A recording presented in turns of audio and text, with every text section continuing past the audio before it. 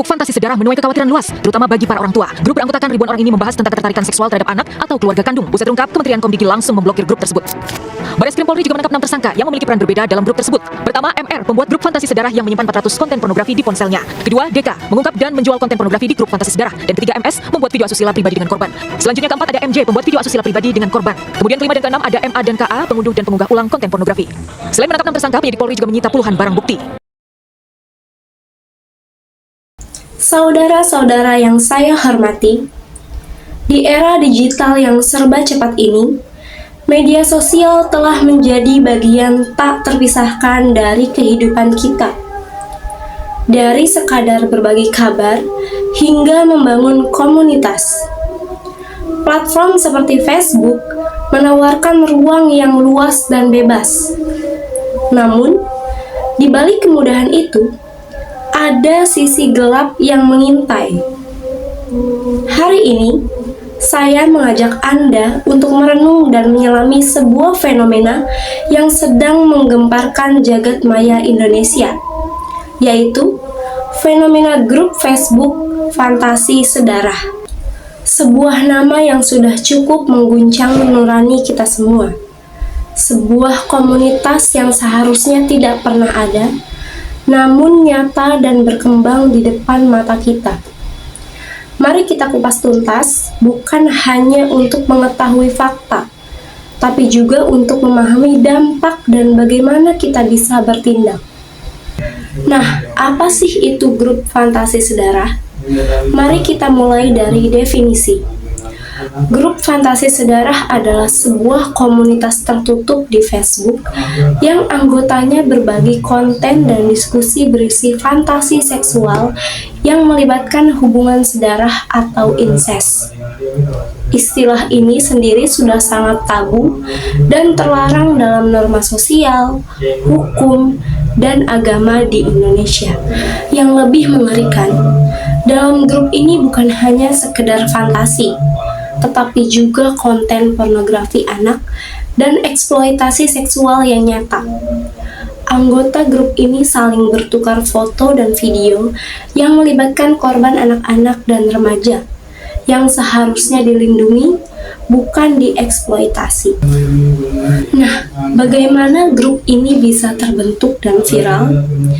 Grup ini mulai terbentuk sejak bulan Agustus tahun 2024 dan berkembang pesat hingga mencapai ribuan anggota. Mereka menggunakan fitur grup tertutup di Facebook yang memungkinkan hanya anggota yang bisa melihat isi grup dan berinteraksi di dalamnya. Namun, seperti api yang sulit dikendalikan, konten yang sangat tidak pantas ini bocor ke platform lain dan menjadi viral. Tangkapan layar percakapan dan konten asusila tersebar luas, memancing kemarahan publik dan perhatian aparat. Selanjutnya, fakta-fakta mengejutkan dari penyelidikan polisi. Polda Metro Jaya bergerak cepat setelah laporan masuk. 6 tersangka berhasil ditangkap, terdiri dari admin, kontributor aktif, dan anggota yang memproduksi serta mendistribusikan konten pornografi anak. Inisial DK, salah satu kontributor utama, menjual konten pornografi anak dengan harga yang sangat murah, mulai dari Rp50.000 untuk 20 video. Inisial MR, admin grup sekaligus kreator konten yang memanfaatkan grup ini untuk kepuasan pribadi dan keuntungan finansial. Inisial MS dan MJ, anggota yang memproduksi video asusila menggunakan ponsel mereka sendiri. Sebuah bukti eksploitasi nyata yang mengerikan.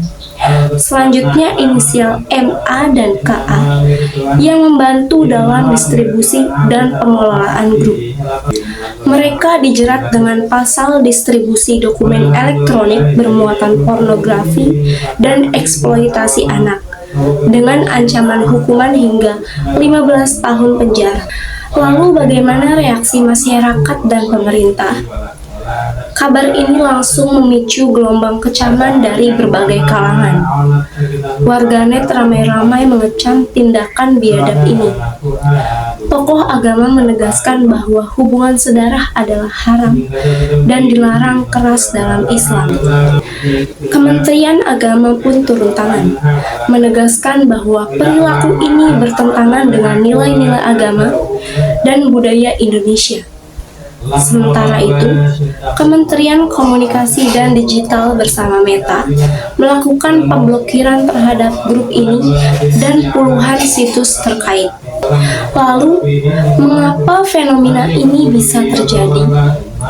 Kita harus bertanya, mengapa fenomena ini bisa muncul dan berkembang? Pertama, media sosial memberikan ruang kebebasan yang besar, tetapi juga celah bagi perilaku menyimpang. Algoritma yang mengutamakan engagement seringkali gagal mendeteksi konten berbahaya secara cepat. Kedua, kurangnya literasi digital dan pengawasan dari orang tua membuat anak-anak dan remaja rentan menjadi korban atau bahkan terjerumus dalam komunitas seperti ini. Dan yang ketiga, masih ada stigma dan tabu yang membuat korban sulit melapor, sehingga perilaku merasa aman beroperasi di balik layar. Lalu bagaimana dampak psikologis dan sosial? Dampak dari fenomena ini sangatlah serius. Korban anak-anak yang dieksploitasi mengalami trauma mendalam yang bisa mempengaruhi kesehatan mental dan masa depan mereka. Masyarakat pun menjadi cemas dan kehilangan rasa aman, terutama orang tua yang khawatir akan keselamatan anak-anaknya di dunia maya. Saudara-saudara, kasus ini adalah cerminan bagi kita semua. Penegakan hukum memang penting, tetapi tidak cukup hanya di situ saja. Kita harus bersama-sama membangun kesadaran dan edukasi tentang bahaya konten negatif di internet.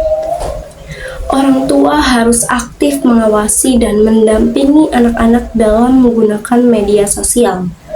Sekolah dan pemerintah harus memperkuat program literasi digital dan pendidikan karakter. Kita juga harus berani melaporkan setiap konten mencurigakan dan mendukung aparat dalam memberantas kejahatan cyber. Kita berharap kejadian ini menjadi titik balik bagi bangsa kita untuk lebih peduli dan waspada terhadap bahaya yang mengintai di dunia digital. Mari kita ciptakan lingkungan maya yang aman, sehat, dan penuh nilai positif.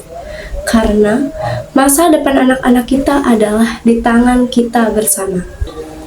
Terima kasih atas perhatian Anda. Semoga kita semua bisa mengambil pelajaran berharga dari fenomena ini dan menjadi agen perubahan demi Indonesia yang lebih baik. Keamanan dan moralitas di dunia maya adalah tanggung jawab kita bersama. Jangan biarkan ruang digital menjadi tempat berkembangnya kejahatan yang menghancurkan masa depan anak bangsa.